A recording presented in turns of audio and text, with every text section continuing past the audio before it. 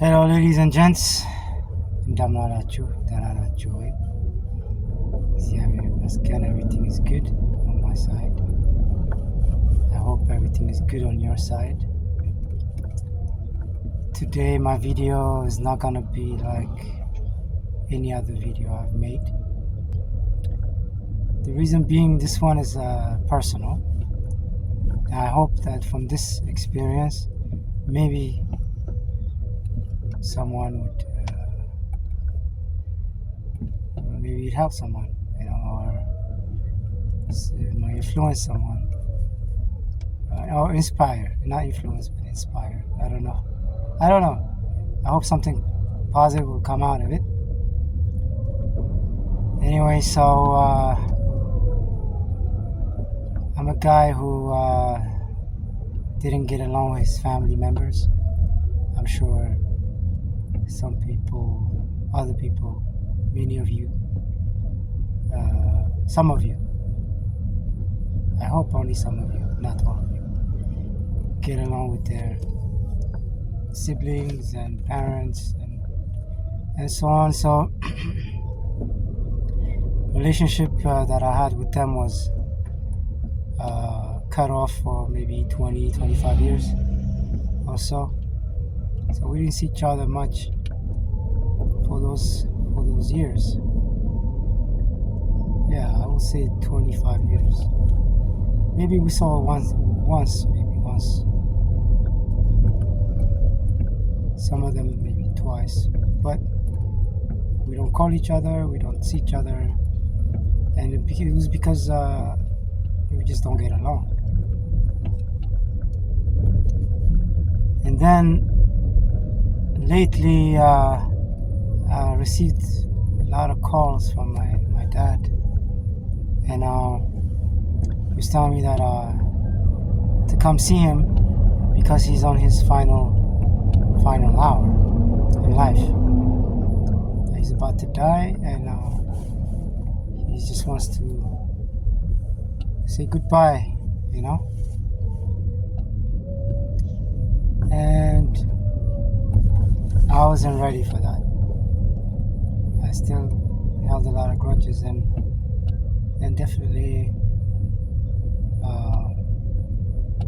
I didn't want to go into the details.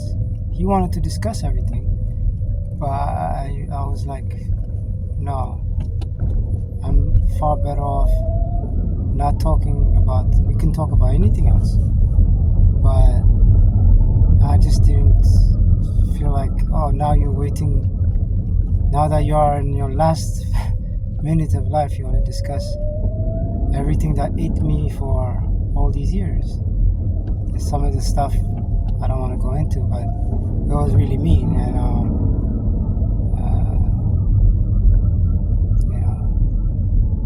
and then anyway, there's some personality disorders like narcissistic behaviors and stuff like that. So that will torment someone.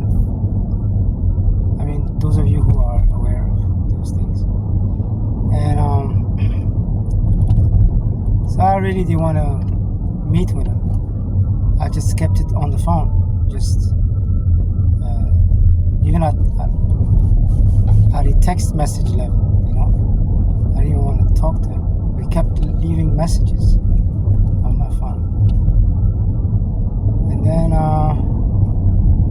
one day, I had blocked everybody. I didn't want to talk to anyone. This way I felt isolated, because what they were doing was to isolate me.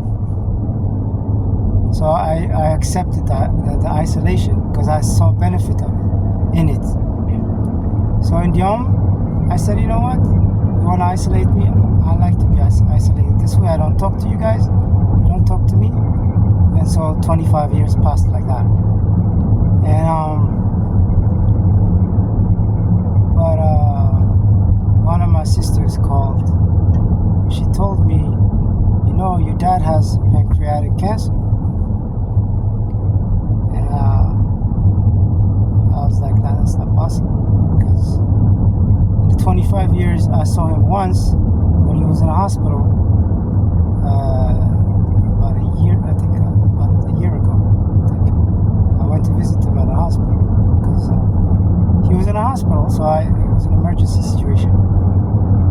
And then they had tested him, and everything was fine. There's blood, everything. The pancreas. They didn't test for the pancreas, but I mean, I'm assuming, they run a lot of tests and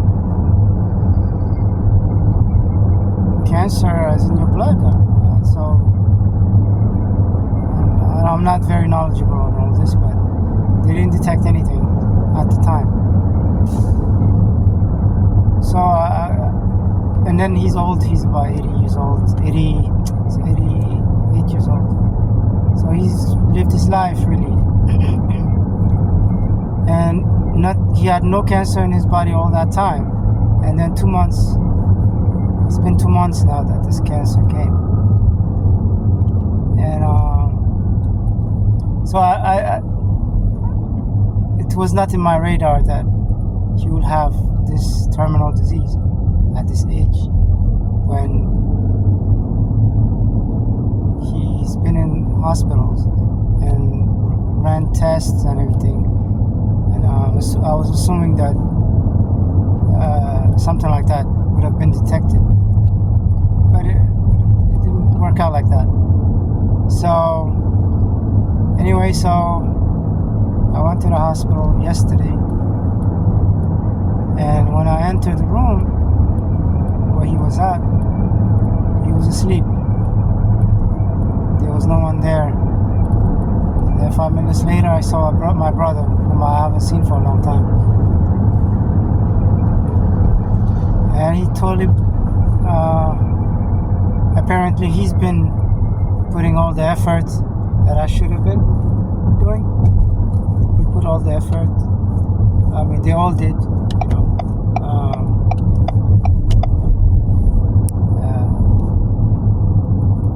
but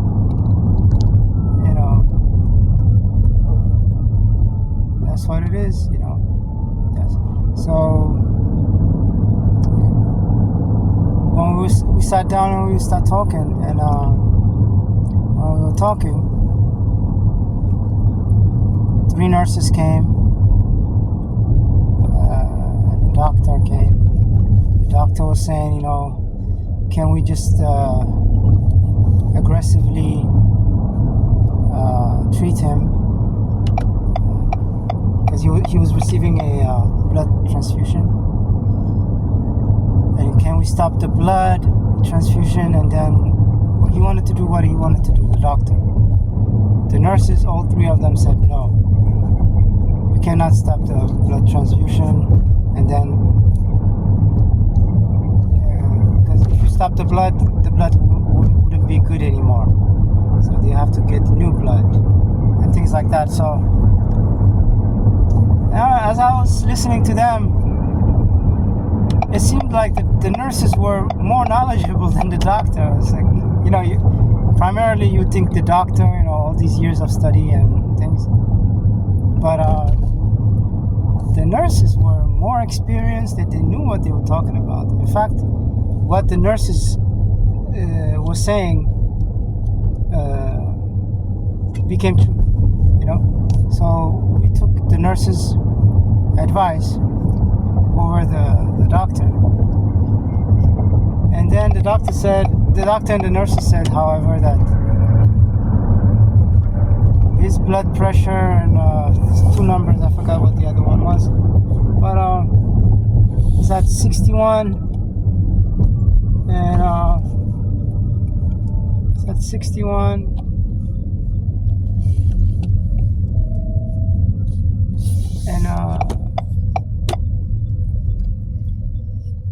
and the other one was at 38. 61 and 38, that's all I remember. And he was saying that it should be really 90, 60. So now he gave us, now I start understanding the number that was supposed to be 90 is 61. That's really low. And then the other one is supposed to be 60, but he has 30, 31, something 30, I think 36 or something like that. Which it was low. And they said, look, guys, he's gonna die any minute. And call all your other family members, because we are not God. We cannot prevent this. This is definite. He's gonna die any minute. And they were supposed to move him to a separate room, like no patient next to him. In this room there was one patient, no other patient. But now that he was in a condition he was in, by moving him he could actually die. Yeah, my video stopped recording. So yeah, they were saying that if they move him, he might die. So they chose. But basically, they were saying within a few minutes he will die. So I got up. My brother was talking to the nurses and stuff. I got up. I held his hand and I said, Ikarta, I forgive you for everything. I am so and so. I'm here talking to you. As soon as I said that, I was holding his hand. My dad became alive.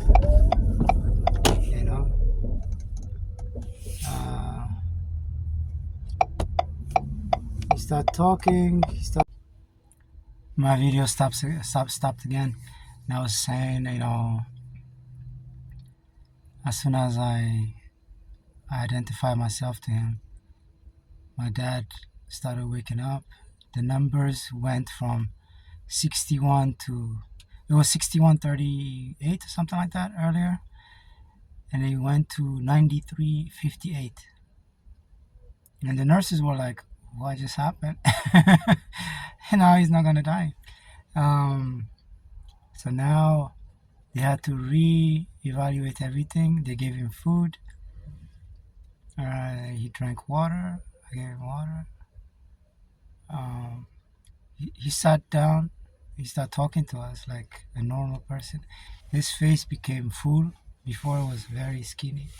All that, and within, I'm not lying to you, is within less than 25 minutes. The person that looked like the skeleton became normal, full face and everything. I was amazed.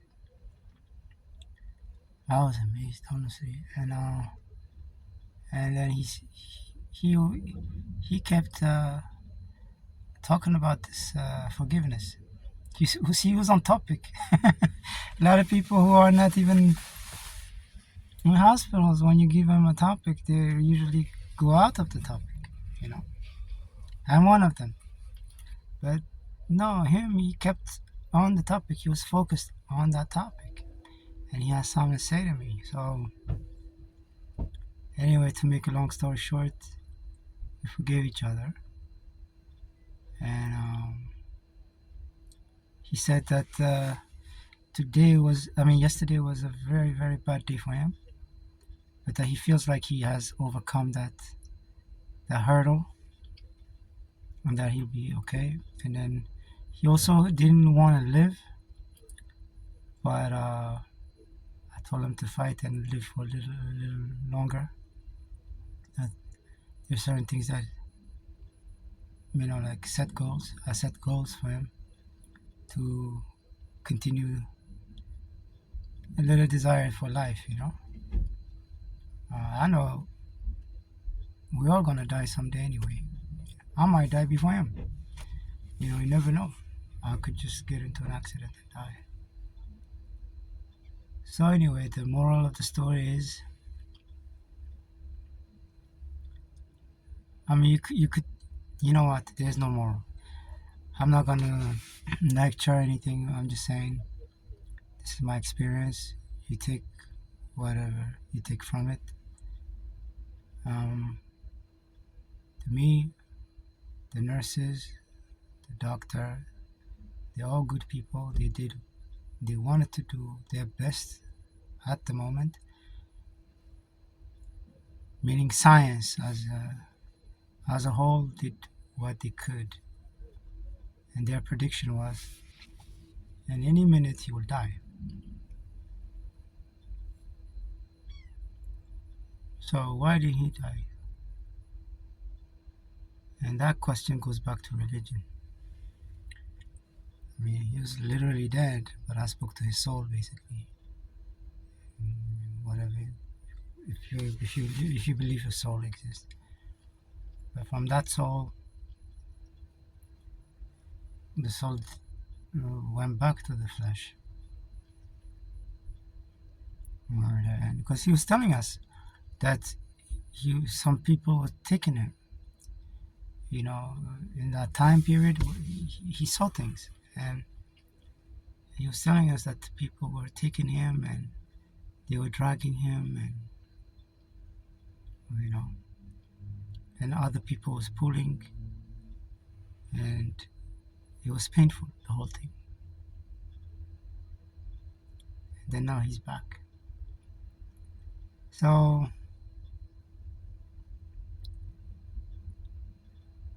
you take whatever you want from this video, but forgiveness is something else. I never believed in forgiveness, to be honest, because I thought forgiveness was you forgive and forget, and it's very hard to forget. You can forgive, you could get to the level of forgiveness. How are you gonna forget what happened? And then the other thing is, you can forgive someone now. Tomorrow, when you think about what happened in the past, or if, let's say, today that person comes and do the same thing to you, are you gonna forget? How many times are you gonna forgive this person? Are you gonna forget? Because that's what abusive relationship would be. You'd be like, nah. So, because one side forgives, the other side takes that for granted, and then they take advantage of that. So that's what I thought it was. But then at this point was, look, he's at the hospital bed. We may never see each other again. So it was easier for me to forgive. Will I forget? Hopefully. I don't know. But definitely, my experience at the hospital was a good experience, because I saw the impact that it had in him, and it also had an impact on me. So that's it. That's my video. Peace.